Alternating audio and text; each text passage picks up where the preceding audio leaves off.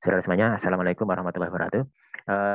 Kesempatan yang berbahagia hari ini saya akan menyampaikan tentang materi kenegaraan di perguruan tinggi, khususnya pada bab kedua, yaitu identitas nasional sebagai modal pembangunan karakter bangsa. Saudara semuanya, mahasiswa dikatakan memahami materi ini dapat dilihat dari indikator capaian. Indikator capaian itu artinya adalah petunjuk-petunjuk atau ciri-ciri mahasiswa dikatakan paham, mengerti terhadap materi pada bab 2 ini. Indikatornya antara lain adalah menjelaskan pengertian identitas nasional, menganalisis kedudukan identitas nasional sebagai karakter bangsa. Yang ketiga adalah mengidentifikasi proses membangun karakter bangsa.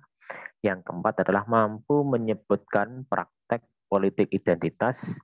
Dan yang terakhir adalah menyebutkan teori-teori nasionalisme. Terlebih dahulu saudara semuanya, di sini Pak Danang akan membahas apa itu pengertian identitas nasional.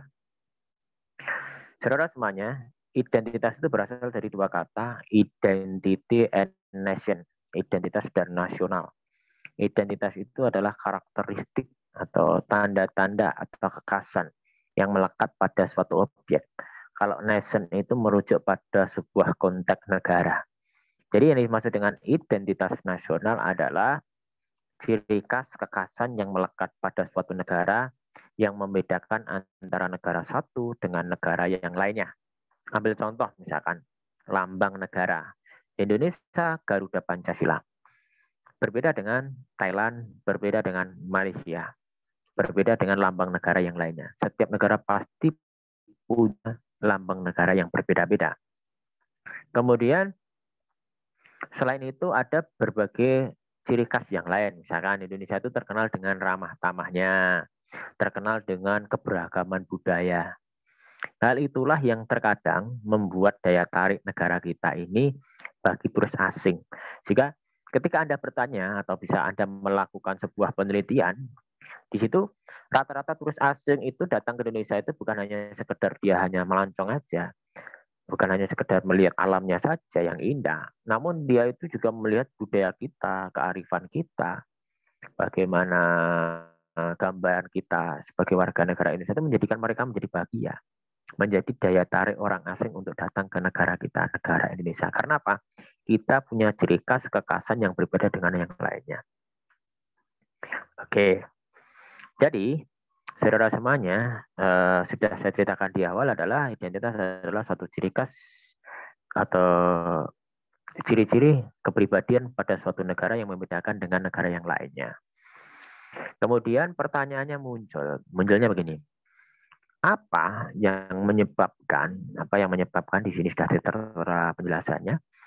Apa yang menyebabkan setiap negara itu memiliki identitas yang berbeda atau kekhasan yang berbeda? Jawaban yang pertama adalah keadaan geografi. Kenapa Indonesia itu kaya dengan keberagaman? Karena negara ini terdiri dari berbagai bentuk wilayah negara atau wilayah daerah yang beraneka macam. Kita ada pesisir pantai, ada perbukitan, ada pegunungan. Itu menjadikan negara ini lebih bervariatif atau karakteristiknya semakin tebal karena adanya keadaan geografi yang seperti itu. Jadi keadaan geografi itu mampu melahirkan identitas. Buktinya apa? Buktinya gampang. Orang luar Jawa dengan orang Jawa khususnya itu dilihat dari bahasanya saja sudah berbeda. Orang luar Jawa itu relatif suaranya keras, kencang karena apa? Bisa juga dilatar belakangi karena geografi yang berjauhan tadi. Tempat tinggal satu dengan yang lain berjauhan. Sehingga terkadang dia menjadi suaranya keras karena harus mengikuti cara hidup mereka kan.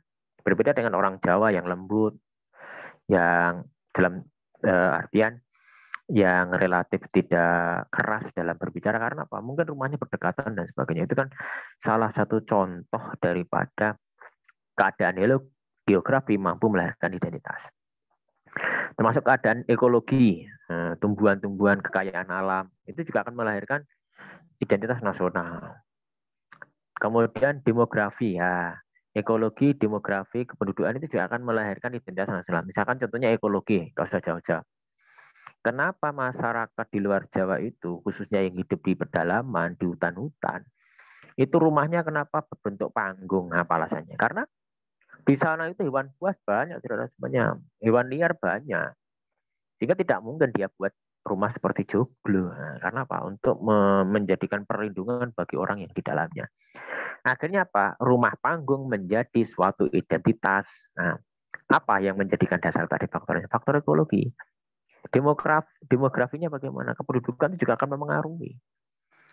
Masyarakat dengan berbeda bangsa itu akan mempengaruhi ciri khas seseorang. Apalagi Indonesia itu punya sejarah. Sejarah ini yang melahirkan identitas kita. Negara yang pantang menyerah, negara yang suka bersatu, yang gotong royong. Karena apa? Sejarah kita itu panjang. Pernah melawan penjajahan, pernah beraneka macam. Sehingga negara kita itu terkenal sukanya satu dan kompak. Kalau tidak percaya nanti bisa Anda cek TKI yang kerja di Arab sana ya. Orang Pakistan, orang India, orang Gujarat, orang Iran, orang manapun. Itu dengan orang Indonesia tuh heran. Orang Indonesia tuh heran. Herannya apa? Orangnya kecil-kecil, makannya sukanya sendirian. Tapi ketika punya masalah, teman-teman dari Indonesia yang lainnya, walaupun nggak kenal dengan orang tersebut, itu pasti membantu. Itu misalkan Pak Danang, misalkan saya orang Pakistan. Saya melihat ada orang Indonesia kecil, si A namanya. Saya tuh nggak suka sama itu. Akhirnya saya pukuli. Saya pikir orang itu ya sudah dia kalah, nggak punya teman karena di mana-mana dia sendiri. Nggak taunya apa. Semenjak saya pukuli tadi, apa yang terjadi? Setelah saya pukuli itu tadi, yang terjadi adalah semakin banyak orang lain itu datang mencari saya yang memukuli tadi. Kemudian bagaimana? Kemudian orang yang Pakistan yang memukul tadi diserang balik oleh teman-teman orang Indonesia yang dipukuli tadi. Coba Anda bayangkan, itu kan sebagai bukti, sebagai tanda negara kita itu sangat kompak walaupun berada di luar negeri sana. Ada selain itu ada kebudayaan, watak masyarakat dan sebagainya, itu juga memberikan pengaruh yang cukup signifikan lahirnya identitas nasional pada suatu negara. Nah, ini Anda bisa baca, misalkan Indonesia itu orangnya maritim, orang agraris. Makanya Anda lihat kehidupan orang petani, hemat, nggak suka foya-foya. Itu kan salah satu akibat berkaitan dengan mata pencaharian. Termasuk ini saya ceritakan di ikatan emosional kita itu kuat sekali. Ikatan kebangsaan itu kuat kita sekali. Di mana-mana orang Indonesia itu terkenal sangat bersatu dan sukanya itu berkelompok orang kita itu. Maka jangan heran ya di Indonesia itu kan banyak kelompok ya. Komunitas pecinta apa tuh? Komunitas pecinta motor Scoopy. Komunitas pecinta motor herek. Nah, motor herek itu motor CB itu. Herek itu herek apa herek yang balapan yang jalan bareng-bareng itu kan orang kita tuh sukanya berkelompok karena memiliki kesamaan yang sama. Itulah yang menjadikan kita itu memiliki kekhasan. Oke. Anda lihat kekhasan kita kan banyak banget. Ada bahasa kita, ada bendera kita, lagu kebangsaan, lambang negara. Itu kan beberapa kekhasan yang kita miliki yang berbeda dengan negara yang lainnya. Oke, saudara semuanya saya lanjutkan kembali tentang kekhasan ini, tentang identitas ini, saudara semuanya. Salah satu bukti otentik kita tuh memiliki kekhasan dibanding negara lain adalah salah satunya adalah kita itu memiliki ideologi Pancasila, saudara semuanya. Memiliki ideologi Pancasila. Kenapa saya katakan ideologi Pancasila itu adalah kekhasan? Coba Anda cari di negara yang lain. Ada tidak ideologi selain Pancasila yang dimiliki negara? Tidak ada. Ideologi ini ideologi yang luar biasa. Di dalamnya ada nilai ketuhanannya, ada nilai kemanusiaannya, nilai persatuan, nilai kerakyatannya, nilai keadilannya, luar biasa. Dengan ideologi ini relatif mampu menyatukan bangsa kita yang beragam ini ya. Keragaman kita itu luar biasa ini. Indonesia itu sangat rentan terjadi konflik sebenarnya. Sangat rentan terjadi konflik. Namun kita itu punya alat pemersatu bangsa, yaitu Pancasila, punya semboyan Bhinneka Tunggal Ika, sehingga tidak mengherankan negara kita yang majemuk, negara kita yang beragam, itu masih bisa bersatu dalam bingkai Negara Kesatuan Republik Indonesia. Ini adalah salah satu kekhasan yang dimiliki kita dan ada dampaknya. Jadi ketika mungkin ada yang bertanya, apa dampak identitas nasional bagi negara? Banyak, salah satunya tadi, mampu mempertahankan kesatuan negara kita. Pancasila kan salah satu identitas kita. Dampaknya apa? Dengan adanya Pancasila bisa menjadi alat perekat terwujudnya kesatuan dan persatuan. Belum lagi pentingnya identitas nasional bagi suatu negara apa? Menjadikan daya tarik negara-negara asing untuk datang berkunjung ke negara kita. Semakin banyak orang yang berkunjung, itu semakin banyak devisa, pemasukan dari pariwisata maupun dari hal-hal yang lainnya.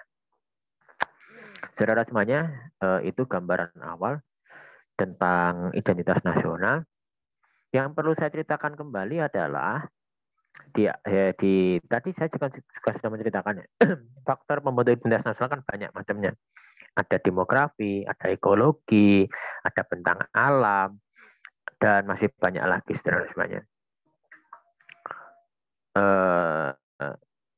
Berikutnya saudara semuanya, yang perlu saya ceritakan berikutnya adalah tentang ini. Kalau dibagi itu ada namanya faktor primordial atau faktor yang bersifat alamiah yang melekat dalam bangsa itu, dan ada juga faktor kondisional. Jadi dari hal-hal yang saya ceritakan di awal tadi itu bisa dibagi menjadi dua. Ada faktor primordial dan faktor kondisional. Faktor primordial itu adalah faktor-faktor bawaan secara alamiah. Ada geografi, ekologi, demografi. Untuk penjelasannya sudah saya ceritakan di awal tadi ya. Hidup di pantai itu juga akan memengaruhi kehidupan bangsa.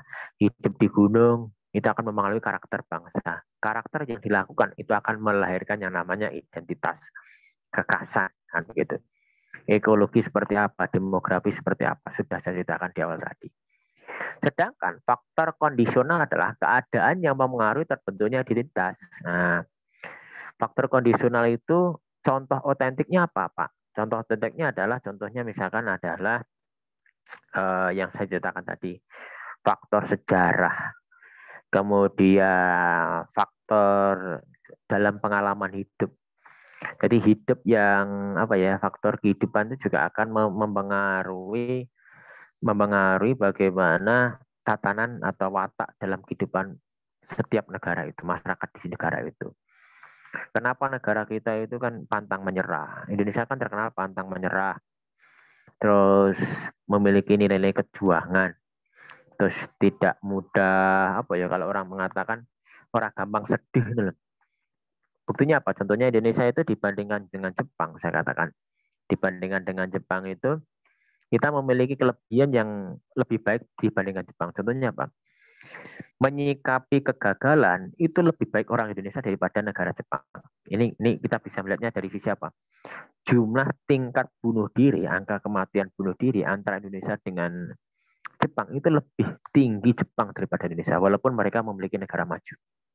Karena apa? Kita itu memiliki sikap yang melihat apa ya, kelemahan hidup, melihat kesedihan itu bisa diobati dengan cara hidup kita, karena kita kan keyakin pada Tuhan. Itu salah satu hal yang kita miliki yang tidak dimiliki negara lain. Sehingga saya katakan tadi, faktor kondisional itu sangat mempengaruhi sekali saudara semuanya lahirnya identitas nasional pada suatu negara. Ambil contoh ini, contohnya misalkan. Nah ini, di Jawa misalkan. Di Jawa itu ada falsafah yang namanya Nrimo. Nah, Nrimo itu bisa dikatakan positif, bisa dikatakan negatif. Nrimo itu dikatakan negatif apabila bagaimana? Nrimo itu tidak mau berjuang, hanya menerima keadaan. Itu berkonotasi negatif. Namun Nrimo menjadi positif adalah dia tidak terburu nafsu dalam melihat kehidupan ini. Sehingga apa? Anda lihat orang Indonesia itu hidupnya sangat santuy. Itu kan sudah hasil apa? Hasil penelitian kan. Negara paling santuy dunia mana? Itu Indonesia itu termasuk urutan 5 besar mungkin ya. Mungkin nomor 1 atau mungkin 5 besar, saya lupa. Yang pastinya pernah ada salah satu hasil penelitian yang menyebutkan Indonesia itu negara tersantui karena apa? Kita memiliki falsafah nrimo ini loh. Nrimo ing pandum, nrimo ing pandum itu orang Jawa pasti tahu. Jadi saudara semuanya, identitas nasional sudah saya terangkan, faktor yang melahirkan identitas nasional pada suatu negara sudah saya terangkan. Sekarang saya akan membahas kaitannya identitas nasional sebagai karakter bangsa. Saudara semuanya, di awal tadi saya katakan identitas nasional adalah suatu ciri khas kekhasan yang melekat dalam suatu negara yang membedakan negara satu dengan negara yang lainnya. Oke, saudara semuanya. Identitas ini mampu membentuk karakter-karakter bangsa kita. Mampu membentuk karakter-karakter bangsa kita. Contohnya adalah yang perlu saya sajikan di sini adalah begini. Kita itu punya Pancasila. Pancasila adalah identitas nasional negara kita. Dengan adanya Pancasila itu menjadi pembentuk karakter bangsa kita, Sebab bagaimana? Nilai-nilai yang terkandung dalam Pancasila itu sudah mendarah daging bagi bangsa kita. Sehingga bagaimana? Sehingga tidak mengherankan negara kita itu kan memiliki keyakinan agama yang tinggi. Mayoritas masyarakat kita adalah percaya pada Tuhan. Kemudian nilai kemanusiaan yang baik, kecintaan terhadap tanah air tinggi, kemudian kecintaan pada negara kita ya tinggi, kemudian pengejawantahan dari sila keempat itu sudah ditunjukkan melalui bukti-bukti kita tuh suka musyawarah dalam menyelesaikan masalah, mulai dari sidang BPPKI sampai dengan kehidupan hari ini. Termasuk keadilan itu benar-benar menjadi dasar atau pondasi dalam bersikap bertindak dalam kehidupan di Indonesia. Maka dari itu apa? Dari paragraf yang saya sajikan ini, yang saya tampilkan ini memberikan bukti Pancasila adalah salah satu wujud nyata dari karakter bangsa kita. Maka dari itu bagaimana? Kita telah memiliki ini semuanya. Tugas kita dengan Pak Danang menerangkan ini, tugasnya apa? Agar karakter ini senantiasa hadir dalam diri kita, hadir dalam sanubari kita. Jangan sampai identitas kita itu hilang. Pancasila hilang. Kalau sampai Pancasila kita hilang, kita akan kehilangan jati diri bangsa. Kita akan kehilangan ciri khas bangsa Indonesia.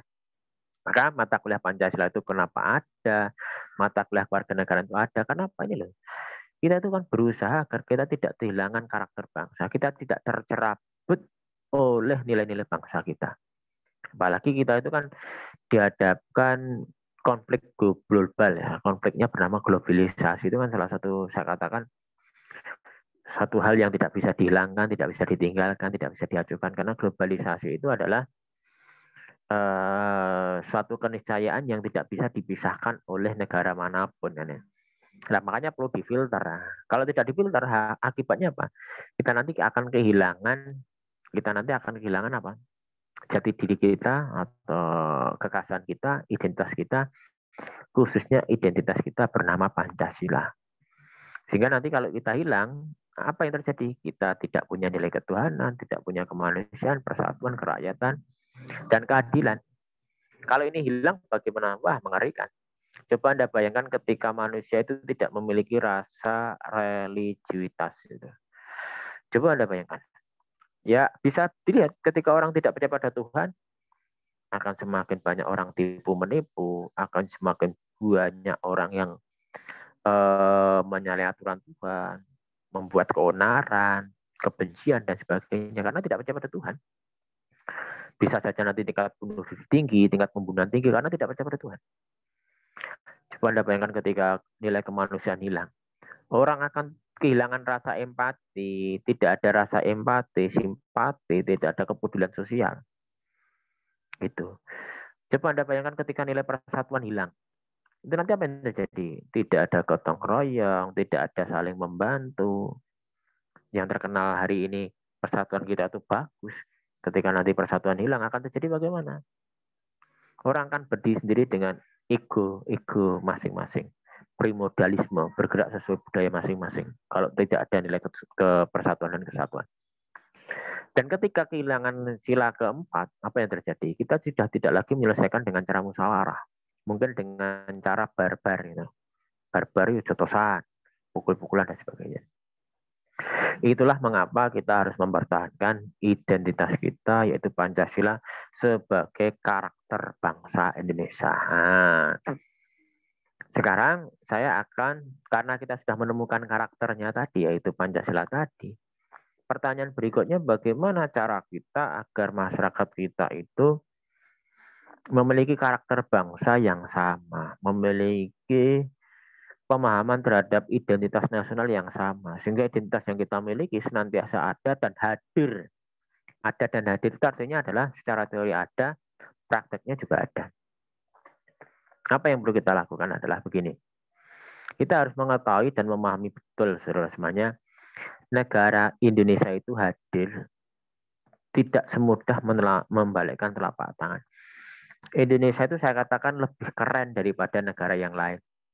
Thailand itu nggak pernah dijajah. Malaysia itu merdeka karena pemberian dari Inggris. Indonesia itu keren. Karena saya katakan keren.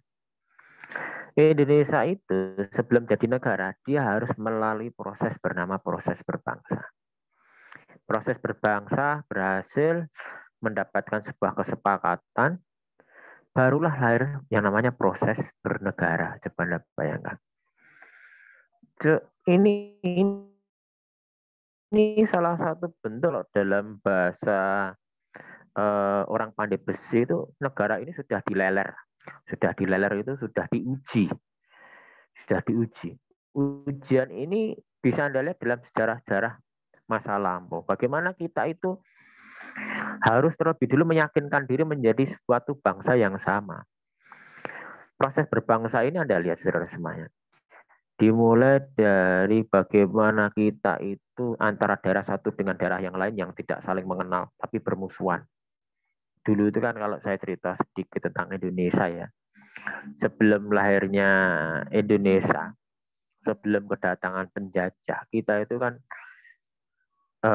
suatu daerah-daerah, setiap daerah itu memiliki raja masing-masing berbentuk kerajaan.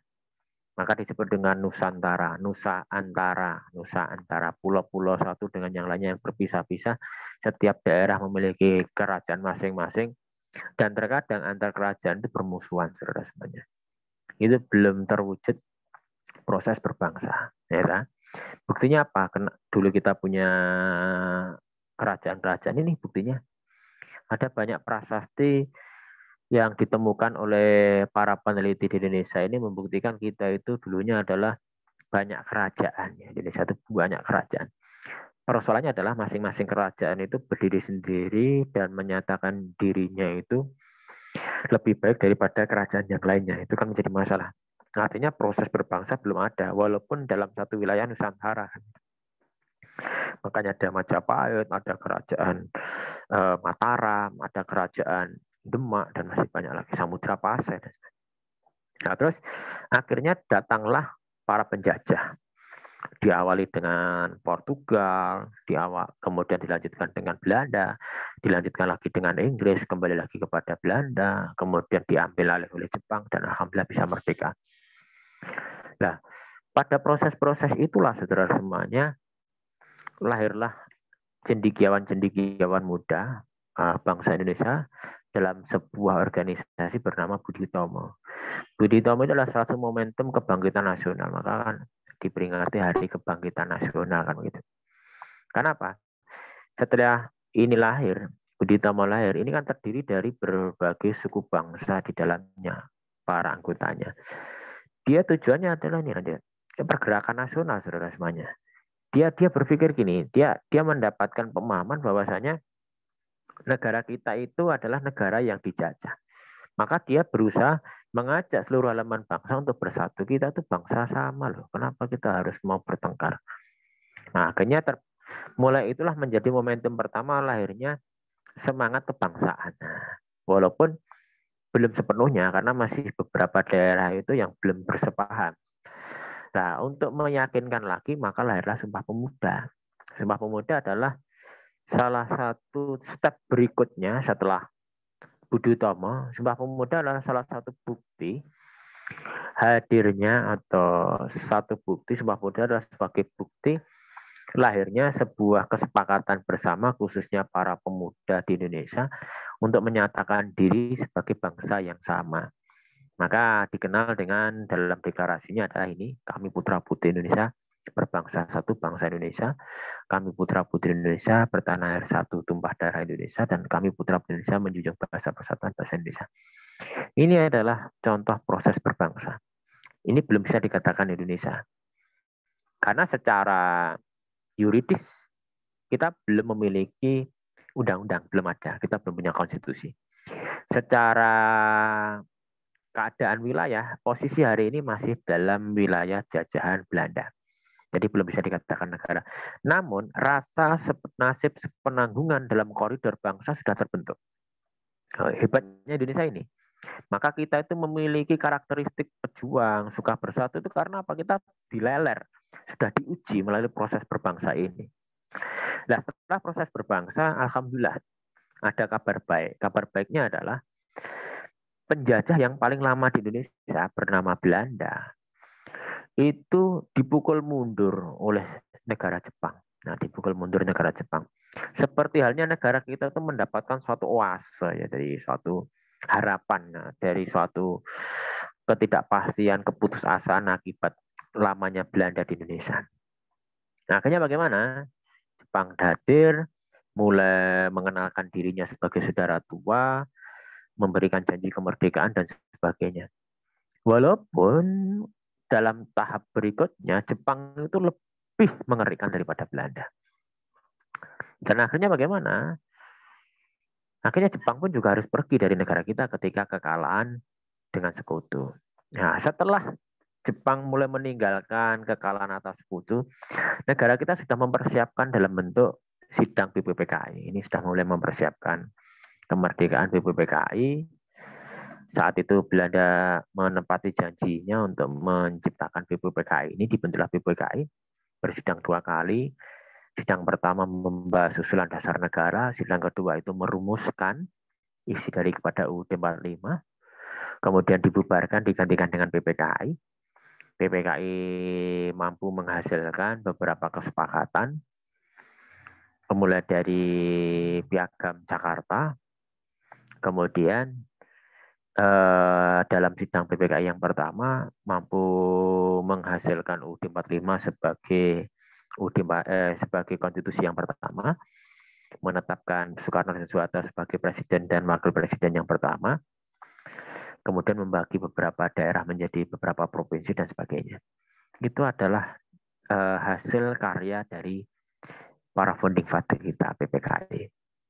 Oke, kemudian ada sebelum sidang pertama terwujudlah proklamasi kemerdekaan ini sebagai salah satu momentum awal kita terlepas dari segala bentuk penjajahan. Inilah setelah ini tanggal 18 Agustus baru lahirlah negara Indonesia. Disebut dengan proses bernegara. Oke, saudara semuanya, luar biasa kan? Kita itu kan pernah merasakan proses berbangsa dan bernegara. Kedua proses itulah sebagai bukti identitas kita hari ini adalah melalui proses yang panjang, terbentuk karena sejarah yang panjang tadi. Oke. Tadi ada satu PR besar bagi Indonesia adalah bagaimana mempertahankan identitas nasional. Bagaimana mempertahankan identitas nasional, saudara semuanya. Tidak mudah saudara semuanya mempertahankan identitas nasional, mengingat begini, mengingat satu, negara kita itu kan negara yang beragam, suku bangsa, agama, dan sebagainya. Sangat rentan terjadi konflik. Satu itu. Yang kedua, globalisasi itu tidak bisa di stop, nggak bisa. Dia akan terus masuk, mempengaruhi kultur masyarakat, menghilangkan nilai-nilai kehidupan, dan sebagainya. Sehingga tidak mengherankan identitas sangat rentan kehilangan. Belum lagi hal yang ditakutkan adalah politik identitas. Nah, politik identitas adalah salah satu terkadang menjadi musuh bersama sebab ada sifat bersifat positif dan bersifat negatif. Politik identitas kalau dalam arti positif adalah identitas diri sebagai Indonesia ini mampu melahirkan rasa senasib senanggungan, mampu melahirkan rasa persatuan. Itu kalau politik identitas dalam konotasi yang bersifat positif. Nah, gitu. Kemudian bisa mendorong seseorang untuk bersama-sama dengan daerah lain untuk apa? Membangun negara kita itu kalau secara positif penjelasan. Tapi kalau dalam negatif, politik identitas, apalagi identitas agama, politik identitas kebudayaan, itu nanti melahirkan apa? Melahirkan primordialisme. Primordialisme itu bagaimana? Menonjolkan daerahnya, menjelekkan daerah lain. Itu negatifnya politik identitas seperti itu. Apalagi kalau politik identitas itu menyangkut urusan suku, agama, sara, itu bahaya lagi. Apalagi politik identitas tentang sara, itu nanti ada gap besar, ada mayoritas minoritas. Itu kalau diteruskan itu nanti akan terjadi yang namanya desintegrasi bangsa atau membahayakan keutuhan negara, saudara semuanya. Maka politik identitas ini harus dikelola dengan bagus agar identitas nasional kita ini tidak tercerabut atau tidak hilang.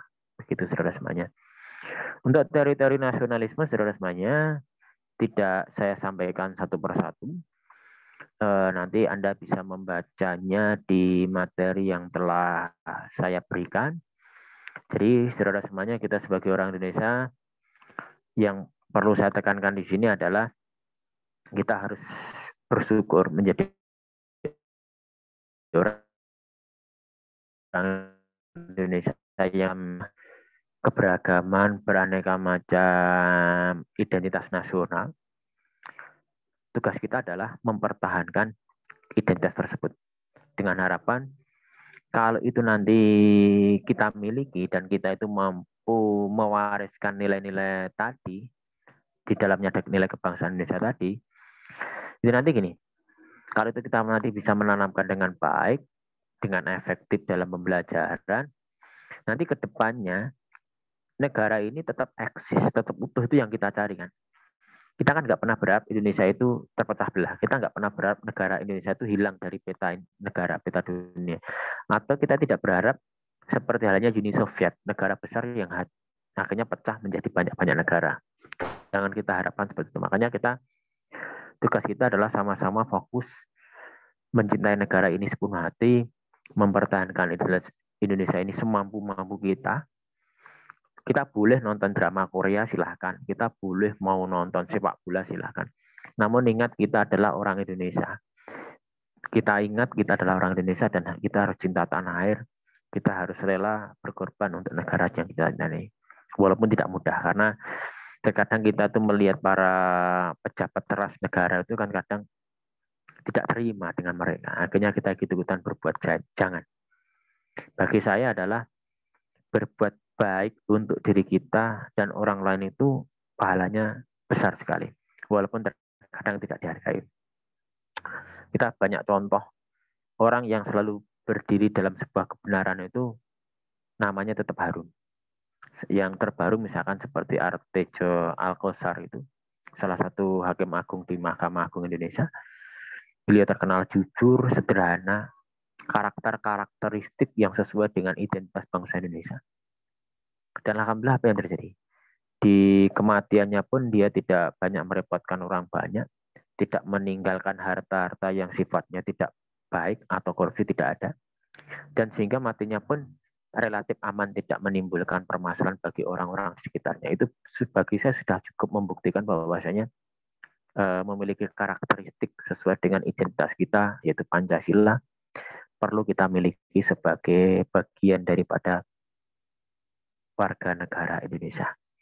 Demikianlah saudara semuanya yang bisa saya sampaikan dalam perkuliahan kali ini dalam judul Identitas Nasional sebagai Pembentuk Karakter Bangsa Indonesia. Terima kasih.